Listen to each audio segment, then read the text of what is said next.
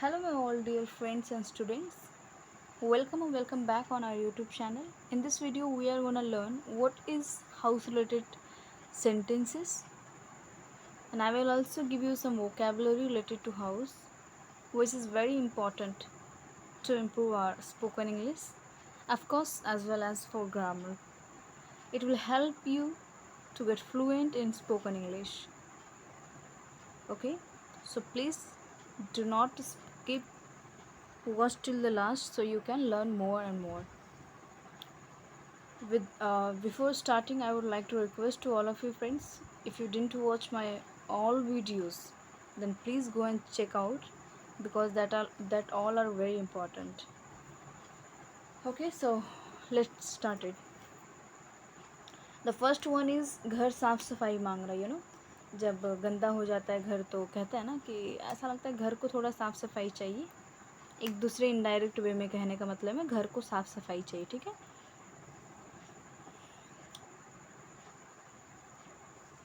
For that we can use the house needs cleaning.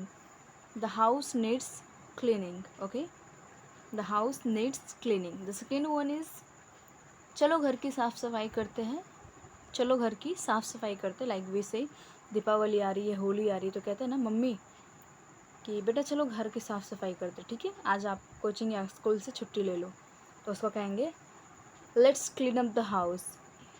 There is a phrase clean up means that साफ़ सफाई करना, ठीक है, बहुत ही एकदम नीट एंड क्लीन तरह से साफ़ सफाई करना है। Let's clean up the house. Okay, मैं घर की काम कर रही हूँ। लाइक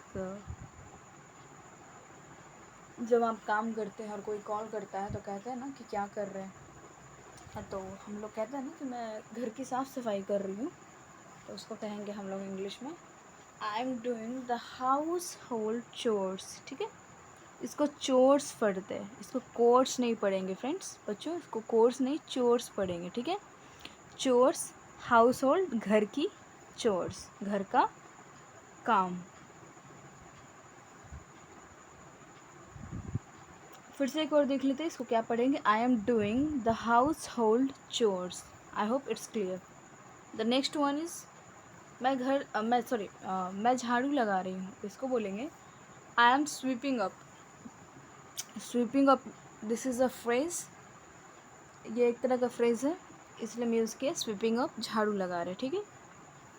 वरना हम ये भी बोल सकते हैं आई एम स्वीपिंग, झाड़ू लगा दी हूँ। Sweeping is done. यहाँ पे देख लीजिए जीरंड है जो सब्जेक्ट की तरह काम कर रहा है। नहीं तो बोलेंगे कि मैम स्वीपिंग तो आईएनजी लग गया, तो ये प्रेजेंट कॉन्टीन्यूस में यूज़ होता है, मतलब कॉन्टीन्यूस फॉर्म में यूज़ होता है, तो आप इस शुरुआत में कैसे लिखें, तो ये सब्जेक्ट की तरह काम कर रहे हैं। और आपको पता है कि नाउन एक सब्जेक्ट भी बन सकता है, ठीक है, अगर इसको नाउन की तरह यूज़ करते हैं तो। और जीरंट एक तरह से नाउन ही है, इसलिए इसमें यूज़ किया गया है। तो नेक्स्ट देखते हैं, कचरा कहाँ फेंकूँ। Where to throw the sweepings, where to throw the sweepings trash. Okay, where to throw the sweepings, यहाँ पे सिर्फ स्वीपिंग्स है, लेकिन मेरे ख्याल से ट्रैश भी यहाँ पे यूज़ हो सकता है, ठीक है, ट्रैश यानी कचरा। द नेक्स्ट वन इज़ कचरा कूड़ेदान में डाल दो, तो कहते हैं ना कचरा जाओ और कूड़ेदान में डाल दो, तो कैसे कहेंगे इसको। For that put the sweepings in the dustbin, और put the trash in the dustbin. Okay, the next one is कूड़ा बाहर निकाल दो, टेक द ट्रैश आउट। मैंने बोला ट्रैश भी यूज़ हो सकता है, कूड़ा बाहर निकाल दो, take the trash out. Out यानी बाहर, ट्रैश यानी कचरा, और टेक यानी कुछ बाहर निकाल देना। फर्नीचर को झाड़ दो, डस्ट द फर्नीचर यानी उसको क्लीन कर दो, dust the furniture. The next one is तख्तों को झाड़ दो, डस्ट द सल्व्स। तख्ता सल्व होगा, प्लूरल है, सल्व्स हो जाएगा, ठीक है, तख्तों।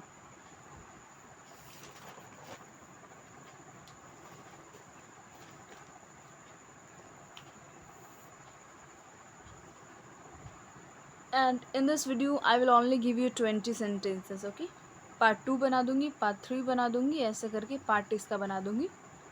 मैं एक सेपरेट नोटबुक बना रही हूँ जिसमें कम से कम 2 से 3 हज़ार सिर्फ और सिर्फ डेली यूज़ में आने वाले सेंटेंसेस होंगे, ठीक है। इन द फ्यूचर ऑफकोर्स मैं अपना फेस रिवील भी करूँगी, इसमें कोई डाउट नहीं है, बट माफ़ कीजिए, कुछ समय दीजिए मुझे अपना। In the future after 1 year और मोर देन 1 ईयर, और उससे जल्दी भी हो सकता है, जब मैं अपना I will purchase my own, I will purchase my board, white board I want to purchase. I really love to teach, so I will purchase a board and marker, and then I will teach you in a room. So of course I will show my face, but मैं बोलना चाहती हूँ कि if I made a like a one of the best notebook, अगर मैंने एक अच्छी तरह से नोटबुक तैयार करके रखा है कि हाँ मैं किस तरह से पढ़ सकती हूँ या किस तरह से पढ़ा सकती हूँ, तो आप लोगों को भी ये करना होगा, ठीक है, करना होगा। दिस इज़ माई ऑर्डर, मैं रिक्वेस्ट नहीं कर रही हूँ, रिक्वेस्ट कोई फॉलो नहीं करते, ये मेरा ऑर्डर है। आप मेरे मतलब मेरे आप स्टूडेंट हैं, फ्रेंड है, तो इसलिए मैं बोलती हूँ कि हाँ आपको एक इस तरह का नोटबुक तैयार करना होगा, ठीक है। एक इस साइज़ का नोटबुक ले लीजिए, स्पायरल नोटबुक कहते हैं इसको, और आप उसमें जो जो मैं पढ़ाती हूँ उसको लिखना स्टार्ट कीजिए, ठीक है, बहुत जल्द सीख जाएंगे। देखते हैं, अलमीरा खोलो, इसको कैसे बोलेंगे इंग्लिश में? ओपन दी अलमीरा, ओके, अलमीरा, ओपन दी अलमीरा, हम लोग हिंदी में बोलते हैं अलमारी, ठीक है। तो अब से बोलना स्टार्ट कीजिए अलमीरा। द नेक्स्ट वन इज़ अलमीरा को आधा खुला रखो, कहते हैं ना अलमीरा, अलमीरा को आधा खुला रखो ताकि मैं कुछ और कपड़े रख सकूँ या फिर से देख सकूँ, इसको बोल सकते हैं कीप दी अलमीरा हाफ ओपन, कीप दी अलमीरा हाफ ओपन, और कीप दी अलमीरा अजार, अजार यानी आधा खुला रखना, ठीक है।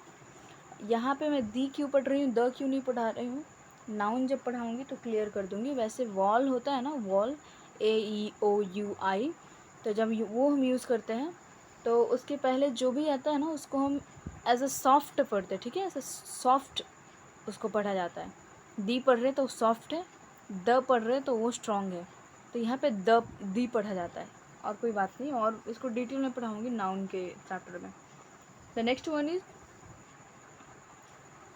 अलमीरा को पूरा खुला रखो, ठीक है, अलमीरा को पूरा खुला रखो ताकि देख सकूँ कि वो नीट और क्लीन है या नहीं, तो बोलेंगे कीप दी अलमीरा फुली ओपन, कीप दी अलमीरा fully open. The next one is अलमीरा को थोड़ा खुला रखो, थोड़ा खुला रखो, ना आधा ना कुछ, थोड़ा सा बस, आधा से भी कम। कीप दी अलमीरा स्लाइटली ओपन, स्लाइटली मतलब ये है अलमीरा, ठीक है, इसको आधा बोलेंगे, आधा खुला है। अब ये हो गया ना, इतना ये जो गैप है इसको बोलेंगे अलमीरा को थोड़ा खुला रखो, ठीक है, यानी स्लाइटली ओपन। द नेक्स्ट उसको और एक तरह से बोल सकते हैं कीप दी अलमीरा पार्टली ओपन, पार्टली यानी आधा से भी कम।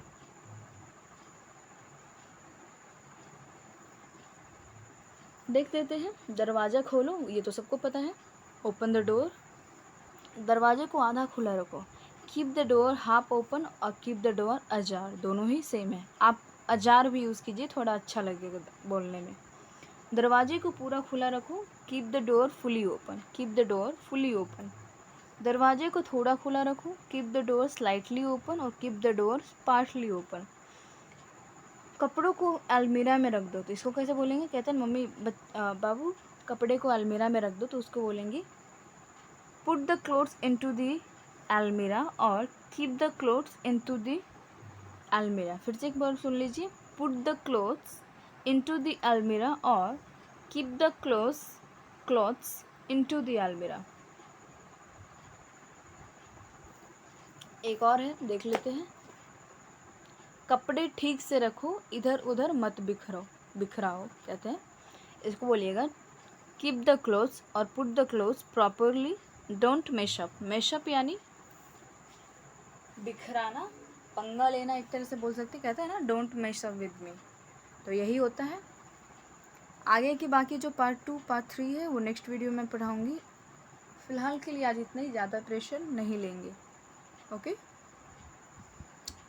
नेक्स्ट वीडियो मैं इस पे लेकर आ सकती हूँ या तो फिर पास्ट कॉन्टीन्यूस, इन दोनों में से एक पढ़ा सकती हूँ।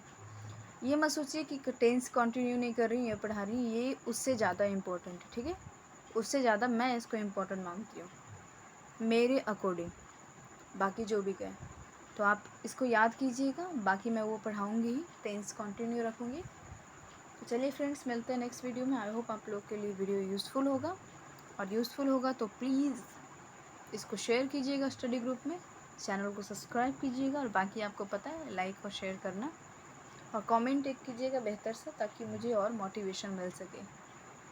और अगर आप ये सब नहीं भी करेंगे ना तो मुझे कुछ फ़र्क नहीं पड़ने वाला है फ्रेंड्स, क्योंकि पढ़ाना मेरा एक शौक़ है और मैं बस शौक़ के लिए पढ़ाती हूँ और कोई बात नहीं है। तो एक और बात बोलना चाहूँगी कि मुझे ऐसा लगता है कि स्पोकन इंग्लिश को जल्दी से जल्दी इम्प्रूव करने के लिए ना खुद से बातें करना स्टार्ट कीजिए। प्लीज़ खुद से बातें कीजिए, टूटी फूटी कीजिए, खुद से बातें कीजिए, खुद को समझने की कोशिश कीजिए आप क्यों सीखना चाहते हैं। सबसे पहले मुझे लगता है इंग्लिश का रीज़न पता होना चाहिए कि आप सीखना क्यों चाहते हैं, स्ट्रॉन्ग रीज़न होना चाहिए। मेरा रीज़न था कि मैं बस एक अच्छा लैंग्वेज सीखना चाहती हूँ, इस लैंग्वेज को मैं पढ़ाना भी चाहती हूँ, बोलना भी चाहती हूँ, स्पीच भी देना चाहती हूँ स्टेज पे, और लोग मुझे एक नज़र से देखें कि हाँ लड़की अच्छी है, पढ़ी लिखी है, बहुत अच्छी इसको इंग्लिश आती है। बस मेरा यही रीज़न था और कोई बात नहीं है। फिर बाद में मेरा इंटरेस्ट हो गया कि नहीं, मैं इंग्लिश को पढ़ाना भी चाहती हूँ, लोगों को इसके बारे में नॉलेज भी देना चाहती हूँ और इसको ईज़ी भी बनाना चाहती हूँ। मेरी तरह से मैं पढ़ाना चाहती हूँ इस लैंग्वेज को, और भी आगे इंटरेस्ट कुछ जगेगा ही इसमें, क्योंकि मैं दिन प्रतिदिन इस लैंग्वेज को बेहतर से बेहतर करना चाहती हूँ खुद के अकॉर्डिंग। ओके, तो खुद से बातें करना स्टार्ट कर दीजिए, बहुत बेहतर होगा। कोई नहीं मिलता है आपको तो आप मुझे टॉक नाउ पे फॉलो कीजिए, अपने नाम के आगे UM ऐड कर दीजिएगा, बस मैं समझ जाऊँगी आप हैं, और वहाँ पे हम बातें कर सकते हैं। बाकी आप खुद से बातें करना स्टार्ट कीजिए, बेहतर होगा। इस तरह के सेंटेंसेस को आप घर पे यूज़ कीजिए, फ़र्क नहीं पड़ता है क्या बोलेंगे मम्मी, क्या बोलेंगे पापा, क्या बोलेंगे दोस्त, स्टार्ट कीजिए बोलना, ठीक है। अब मुझे कोई कुछ नहीं कहता, अब तो मुझसे पूछने आते हैं, माधुरी ये बताओ ना क्या होता है, इसको कैसे बोलें, इसका मीनिंग क्या होता है, इस तरह से पूछते हैं, अच्छा लगता है मुझे। एक टाइम मेरा भी था कि बहुत घटिया था मेरा इंग्लिश, तो उससे फ़र्क नहीं पड़ता है फ्रेंड्स। खुद को इम्प्रूव कीजिए, उस पर काम कीजिए, बेहतर बनाइए खुद को। आई होप आप लोग को वीडियो पसंद आया होगा। If you like the video then please show your love. Thank you so much for watching our video. Thank you by my heart. Good night.